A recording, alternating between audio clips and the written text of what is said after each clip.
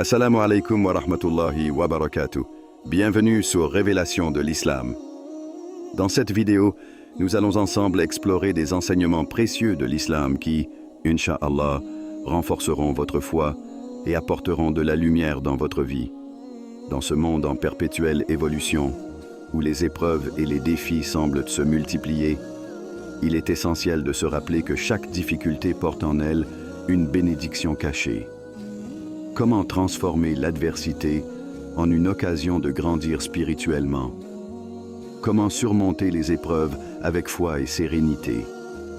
Aujourd'hui, nous plongeons dans les enseignements précieux du prophète Muhammad, paix et bénédiction sur lui, et du Coran, qui nous guide vers la paix intérieure et la miséricorde divine à travers des principes fondamentaux: le respect des parents, l'entraide et la patience. Ces valeurs, loin d'être de simples principes moraux, sont des clés spirituelles qui ouvrent la voie vers une vie épanouie et proche d'Allah. Avant de continuer, un petit rappel. Abonnez-vous à la chaîne pour ne pas manquer nos prochaines vidéos. Si ce que vous voyez vous plaît, un like serait grandement apprécié. Et n'hésitez pas à partager vos réflexions en commentaire. Merci pour votre soutien continu. La salat, un dialogue sacré. Dans le silence du monde agité, la salat se dresse comme un sanctuaire. 5 fois par jour, le croyant est invité à se retirer de l'agitation de la vie pour entrer dans une bulle de sérénité. Ce n'est pas seulement un rituel, c'est un acte d'amour et de dévotion, une rencontre intime avec Allah. Imagine un moment où l'on dépose tout, les inquiétudes, les espoirs, les doutes. Chaque geste, chaque mot de la prière est une clé qui ouvre les portes de la paix divine. Le premier takbir, cette proclamation majestueuse de Allahu Akbar, transcende les limites terrestres. Il place Allah au centre de tout, rappelant que rien ne peut égaler sa grandeur. Dans chaque ruku, inclinaison, le croyant s'abandonne à sa majesté, et dans chaque sajda, prosternation, il se rapproche davantage de son Seigneur. Le prophète Muhammad, paix et bénédiction sur lui, a dit: l'esclave est le plus proche de son Seigneur lorsqu'il est en prosternation. Cette proximité offre un réconfort incomparable. Mais au-delà des gestes physiques, c'est dans l'état d'esprit que réside la puissance de la salat. Lorsque le croyant prononce « Ihdina siratal mustaqim » « Guide-nous sur le droit chemin » dans Al-Fatiha, il ne fait pas qu'implorer une guidance. Il renouvelle son engagement envers Allah. Cette prière devient alors une conversation continue, un échange où les mots portent un poids spirituel immense. La salat purifie aussi l'âme. Chaque prière lave les erreurs, éteint les feux du stress et donne à l'esprit la force de résister aux tentations. Comme une rivière dans laquelle on se baigne 5 fois par jour, elle rafraîchit et renouvelle. Le Coran dit « Cherchez secours dans la patience et la prière » Surat Al-Baqarah 2,45. Ce n'est pas une simple suggestion, mais une invitation à transformer la salat en un pilier de résilience et de paix. Pour beaucoup, ces moments deviennent un refuge, une lumière dans les moments d'obscurité. La salat, loin d'être une obligation pesante, est une étreinte divine, une pause sacrée dans le tumulte de l'existence. Un rappel constant que, quelles que soient les tempêtes de la vie, il y a toujours un endroit où l'on peut trouver la paix, aux pieds d'Allah. Dites dans la section de commentaires: Allah est grand. 2. Le Coran, une lumière éternelle. Lorsque les ténèbres de la confusion enveloppent l'âme, le Coran se révèle comme une étoile dans la nuit. Bien plus qu'un livre, il est une voix qui murmure au cœur du croyant, une main tendue dans l'obscurité. À travers ces pages, chaque mot, chaque lettre, vibre d'une énergie qui transcende le temps et l'espace. Ce livre, pas de doute à son sujet, est un guide pour les pieux. Surat Al-Baqarah 2:2. En l'ouvrant, le croyant n'interagit pas seulement avec un texte, mais avec la parole vivante d'Allah. La beauté du Coran réside dans sa capacité à parler à tous, quel que soit l'état du cœur ou les épreuves traversées. Un étudiant y trouve la discipline, une mère y découvre la patience, et une âme tourmentée y puise le réconfort. Ces versets, comme des gouttes de pluie, tombent sur les cœurs desséchés pour leur redonner vie. La récitation de Al-Fatiha ou d'Ayat al-Kursi est une encre spirituelle, un bouclier qui éloigne les influences négatives et fortifie l'esprit. Ces mots sacrés ne sont pas seulement entendus, ils résonnent dans l'âme. Le Coran n'est pas figé dans une époque ou une culture. Il est universel, s'adressant à chaque individu comme s'il avait été écrit pour lui seul. Lorsqu'une personne ouvre ses pages, elle entre dans un dialogue intime avec Allah. Le verset « Allah, pas de divinité à part lui, le vivant, celui qui subsiste par lui-même » Surat al-Baqarah 2:255 n'est pas qu'un rappel de sa majesté, mais une promesse de sa constante vigilance. Ce miracle éternel guide aussi par ses récits. Les histoires des prophètes, les épreuves des croyants du passé et les réponses divines rappellent que chaque épreuve a un but. Le croyant, lisant ces récits, comprend qu'il n'est jamais seul. Le Coran devient alors un compagnon dans les moments de solitude, un refuge dans les tempêtes. Chaque verset agit comme un miroir. Il reflète les vérités profondes, réveille la conscience et invite à l'introspection. Le simple acte de réciter « Rappelez-vous de moi et je me rappellerai de vous » Surat al-Baqarah 2:852 transforme l'instant en un moment de connexion divine. Plongé dans ces pages, le croyant trouve une lumière capable d'illuminer même les coins les plus sombres de son âme. 3. Ikhlas. La sincérité qui illumine. Dans le vaste paysage des intentions humaines, l'ikhlas se dresse comme un phare, guidant le croyant à travers les eaux tumultueuses de l'égoïsme et des apparences. C'est un trésor caché, une qualité subtile qui, lorsqu'elle est cultivée, transforme les actions les plus ordinaires en offrandes spirituelles d'une valeur inestimable. L'ikhlas, ou la sincérité, n'est pas un simple état d'esprit, c'est un état d'être, une pureté du cœur qui oriente chaque geste, chaque mot, vers Allah seul. Le prophète Mohammed, paix et bénédiction sur lui, a dit « Les actions ne valent que par leurs intentions, et chacun sera récompensé selon son intention. » Ce hadith est un rappel puissant que l'âme du croyant doit toujours chercher à plaire à Allah et non au regard des hommes. Lorsque l'ikhlas habite le cœur, même un simple sourire devient une forme d'adoration, une bénédiction pour celui qui donne et celui qui reçoit. La sincérité est une lutte contre l'ostentation, cette maladie subtile qui transforme les bonnes actions en coquilles vides. Un acte accompli pour impressionner ou obtenir la reconnaissance des autres perd sa valeur aux yeux d'Allah. Au contraire, les gestes réalisés dans le secret, loin des regards, attirent sa satisfaction. Un exemple éloquent est celui de l'aumône donnée en secret, qui, comme le dit le prophète, paix sur lui, est tellement discrète que la main gauche ne sait pas ce que donne la droite. L'ikhlas agit également comme un purificateur de l'âme. Lorsque l'intention est dirigée uniquement vers Allah, les fardeaux de l'orgueil et des attentes sociales s'allègent. L'adoration devient un plaisir, non une contrainte. Le croyant se sent libre, détaché des jugements humains, et trouve dans cette sincérité une connexion plus profonde avec son Créateur. Dans le Coran, Allah nous rappelle « Il ne leur a été commandé que d'adorer Allah, lui vouant un culte exclusif et pur. » Surat al-Bayyinah 37:5. Ce verset n'est pas seulement une instruction, c'est une invitation à réévaluer chaque acte de notre vie, qu'il s'agisse de prier, de travailler ou de tendre la main à autrui. L'ikhlas transforme tout en une forme d'adoration, une déclaration d'amour envers Allah. Dans le calme de la sincérité, l'âme trouve un refuge. Là, loin du bruit du monde, elle se nourrit de l'approbation divine, une lumière douce et constante qui illumine chaque aspect de la vie du croyant. 4.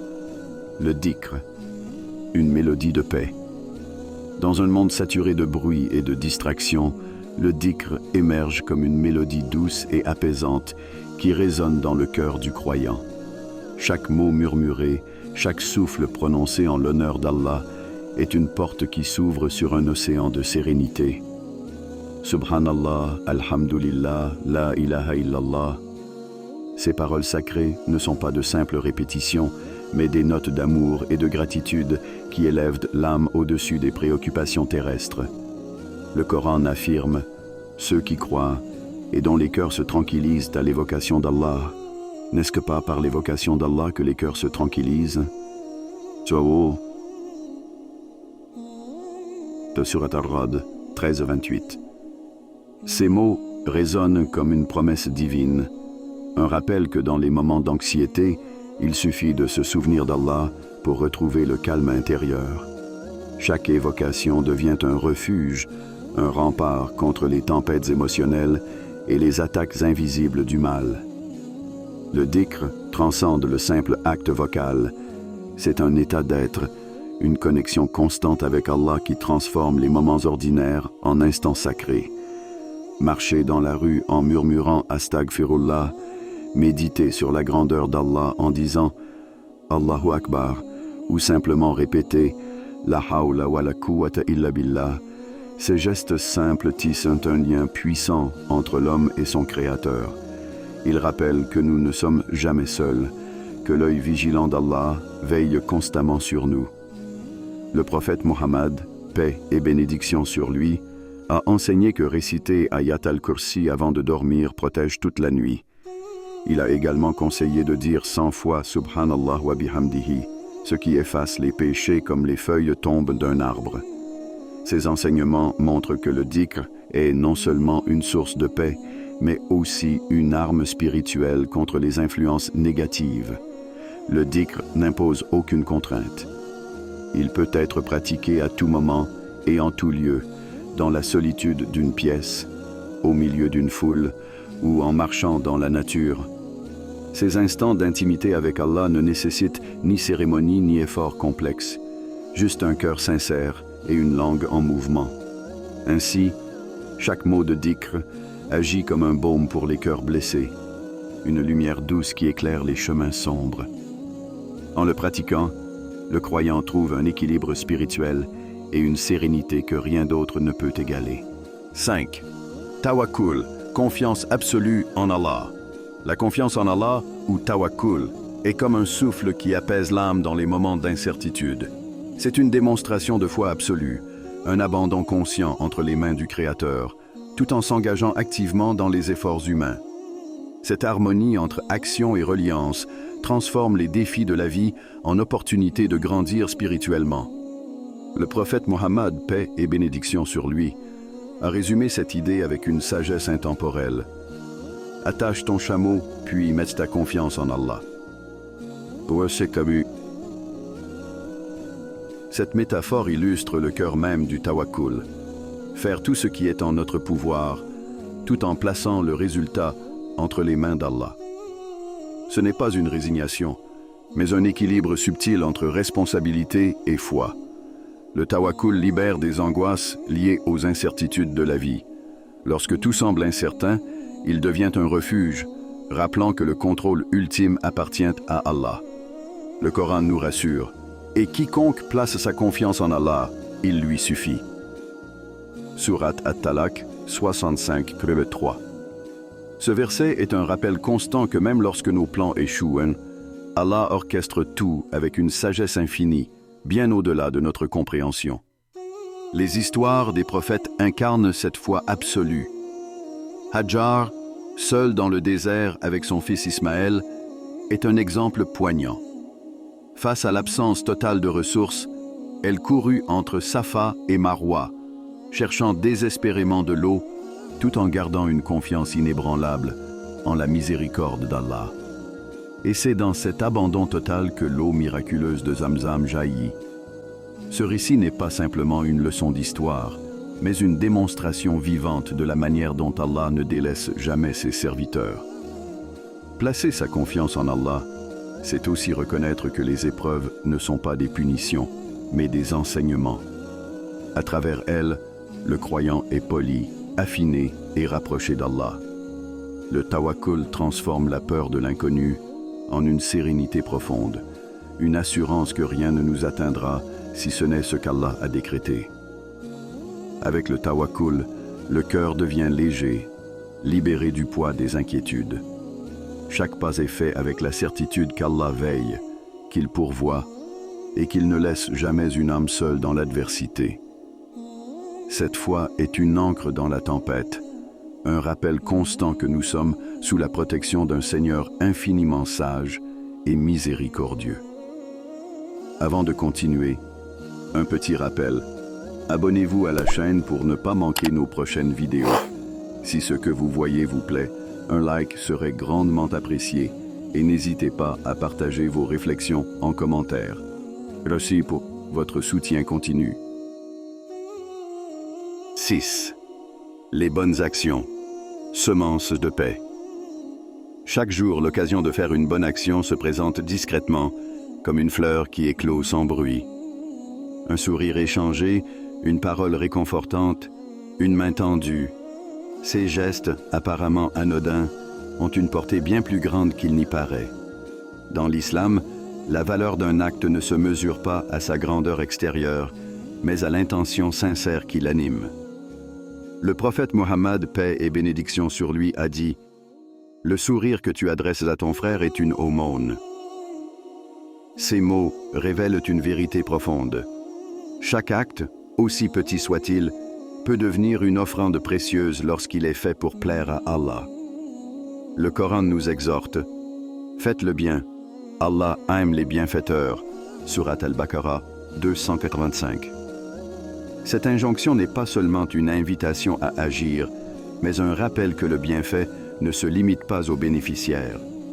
En réalité, celui qui agit dans le bien ressent une transformation intérieure. Un cœur alourdi par les fardeaux de l'égoïsme et de la cupidité se trouve allégé, purifié par l'action désintéressée. Les bonnes actions renforcent aussi les liens sociaux. Une simple visite à une personne malade, un repas partagé avec quelqu'un dans le besoin, ou même un geste de soutien moral construit des ponts d'amour et de solidarité. Ces gestes, bien que modestes, tissent un réseau de fraternité au sein de la communauté. Chaque action inspire une autre, créant un cercle vertueux où la bonté se propage et grandit. Faire le bien protège également le croyant des distractions et des tentations du monde. Lorsqu'on consacre du temps et de l'énergie à des actes vertueux, l'âme reste connectée à Allah et éloignée des pièges du péché. Le prophète Mohammed, paix sur lui, a enseigné « Les bonnes actions effacent les mauvaises ». Ce principe est un encouragement constant à choisir le bien, même face aux épreuves. Les exemples abondent, tant dans les récits prophétiques que dans la vie quotidienne, de personnes transformées par des actes simples mais significatifs. Une aumône donnée en secret, un mot d'encouragement à un inconnu, ou encore un sacrifice personnel pour aider un proche. Ces actions, bien que discrètes, résonnent dans l'éternité. Les bonnes actions sont les graines de paix que le croyant sème dans le jardin de sa foi. Elles poussent, nourrissent son âme et enrichissent la vie de ceux qui l'entourent. Ainsi, dans chaque geste bienveillant réside la promesse d'un monde plus harmonieux, uni par la lumière de la bonté. 7. Respect des parents. Une porte vers les bénédictions. Dans le cadre de la spiritualité islamique, il existe des actions d'une grande importance qui ouvrent les portes de la miséricorde d'Allah. Et l'une de ces actions est le respect des parents. C'est un devoir fondamental et une source infinie de bénédictions. En effet, le prophète Mohammed, paix et bénédictions sur lui, a souligné la relation étroite entre la satisfaction divine et l'honneur que l'on accorde à ses parents. Il a dit « Le plaisir d'Allah réside dans le plaisir du Père ». Cette parole résume l'importance de ce respect dans notre relation avec le Créateur. Le respect des parents n'est pas seulement une bonne action, mais il est une forme de dévotion qui nous rapproche d'Allah. Le Coran, dans son système divin, met en exergue cet aspect en déclarant « Sois bon envers tes parents ». Sourate Al-Isra 17-23. Ce verset appelle à la douceur, à la bienveillance et à l'humilité dans nos interactions avec ceux qui nous ont donné la vie. Peu importe la situation dans laquelle on se trouve, le respect des parents est une obligation. Allah, par son infinie sagesse, a compris que cette relation est le fondement même de la société humaine et de la piété. Lorsque nous honorons nos parents, nous cultivons une atmosphère de paix et de tranquillité dans notre cœur, car cela est une action qui satisfait non seulement les exigences humaines, mais aussi celles divines. Dans cette perspective, honorer ses parents dépasse la simple politesse ou l'obéissance extérieure. C'est un engagement intérieur qui se reflète dans nos actes quotidiens, qu'il s'agisse de leur rendre service, de les écouter avec attention, de leur témoigner de la gratitude ou de leur offrir notre soutien moral et matériel. C'est aussi une façon de démontrer notre reconnaissance pour les sacrifices qu'ils ont faits pour nous, surtout dans les moments de difficulté. Le respect des parents est aussi une forme d'adoration qui, selon les enseignements du prophète, génère des bénédictions dans notre vie. Allah promet de récompenser ceux qui honorent leurs parents, en leur accordant sa miséricorde et en multipliant les bienfaits dans leur existence. Cette action devient alors un moyen d'attirer la clémence divine, d'ouvrir les portes de la tranquillité et de l'épanouissement spirituel. C'est une porte sacrée où chaque acte de respect devient une clef pour déverrouiller la bonté d'Allah et de manifester sa générosité infinie. 8. L'entraide, un pilier de la fraternité. L'entraide dans l'islam n'est pas simplement une action sociale, c'est un acte sacré d'adoration. En nous soutenant les uns les autres, nous renforçons les liens de la fraternité et contribuons à la construction d'une communauté solide, unie par la foi. Chaque geste de solidarité, aussi modeste soit-il, porte en lui un potentiel immense de miséricorde divine. Le Coran, source ultime de guidance, nous invite à vivre cette fraternité par des actions concrètes, dans le but de fortifier notre foi et de contribuer à une société plus juste et plus unie. Le verset sacré nous guide clairement. Aidez-vous les uns les autres dans la vertu et la piété. Sourate Al-Maïda 5-2. Ce commandement divin nous rappelle l'importance de l'entraide, non seulement dans les moments de difficulté, mais aussi dans le quotidien. Le soutien que nous offrons à nos frères et sœurs musulmans, qu'ils soient financiers, émotionnels ou spirituels, est une manifestation de notre engagement envers Allah et un reflet de la beauté de la fraternité islamique. À travers chaque acte de générosité, nous nous rapprochons de notre Seigneur, qui voit et récompense chaque intention sincère. L'entraide, telle qu'enseignée par le prophète Muhammad, paix et bénédiction sur lui, ne se limite pas à une simple charité, mais elle englobe une multitude d'actions. Écouter ceux qui sont dans le besoin, apporter une main secourable à ceux qui traversent des épreuves, ou même offrir une parole réconfortante à ceux qui souffrent. Par ces actes, nous cultivons non seulement la paix sociale, mais aussi une foi plus profonde et plus robuste.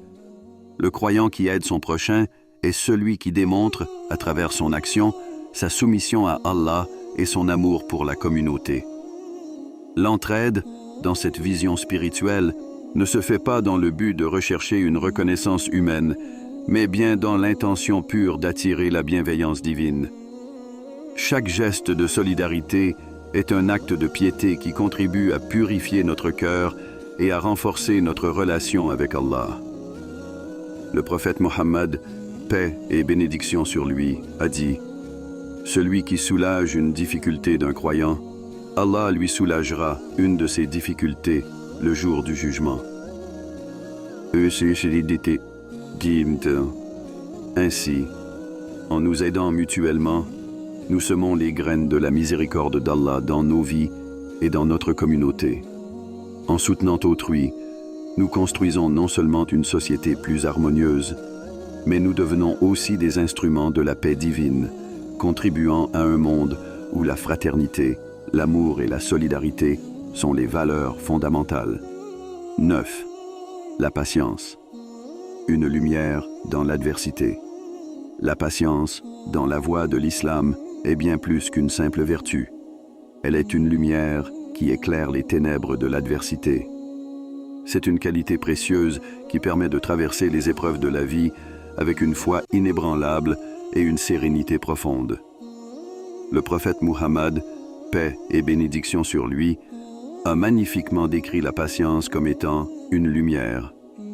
Cette lumière ne se trouve pas seulement dans les moments de calme, mais surtout dans les instants où l'on se trouve face à la difficulté, à la douleur et à la souffrance. La patience, dans ces moments-là, devient un phare de guidance, une source de force intérieure qui nous permet de rester fermes et d'affronter les tempêtes de la vie avec une foi renouvelée. Le Coran nous rappelle que Allah est vraiment avec ceux qui sont patients. Surat Al-Baqarah 253, une promesse divine d'accompagnement et de soutien pour ceux qui font preuve de patience. Cette proximité d'Allah n'est pas seulement une consolation spirituelle, mais aussi un remède et un guide qui nous permet de transformer les épreuves en occasion de croissance spirituelle. La patience n'est pas simplement une absence de réaction face à la souffrance, mais une forme d'adoration active, où chaque moment difficile devient une opportunité pour se rapprocher d'Allah, pour s'élever et pour renforcer notre foi. Les épreuves, loin de diminuer notre foi, deviennent des terrains fertiles où la patience peut grandir et porter des fruits. En cultivant la patience, le croyant apprend à se détacher des réponses impulsives ou des réactions négatives et choisit plutôt de rester calme, de réfléchir et de remettre ses préoccupations entre les mains d'Allah.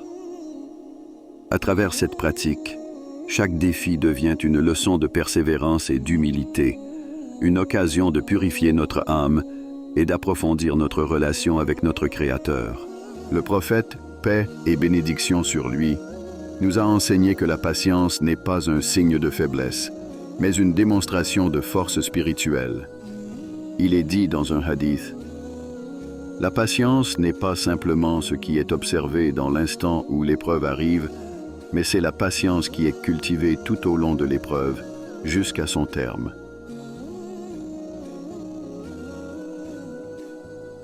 Cette vision profonde de la patience nous invite à comprendre que, même dans les moments les plus sombres, chaque souffrance est un chemin vers la lumière divine. Ainsi, chaque épreuve devient une opportunité, un tremplin pour avancer sur le chemin de la spiritualité.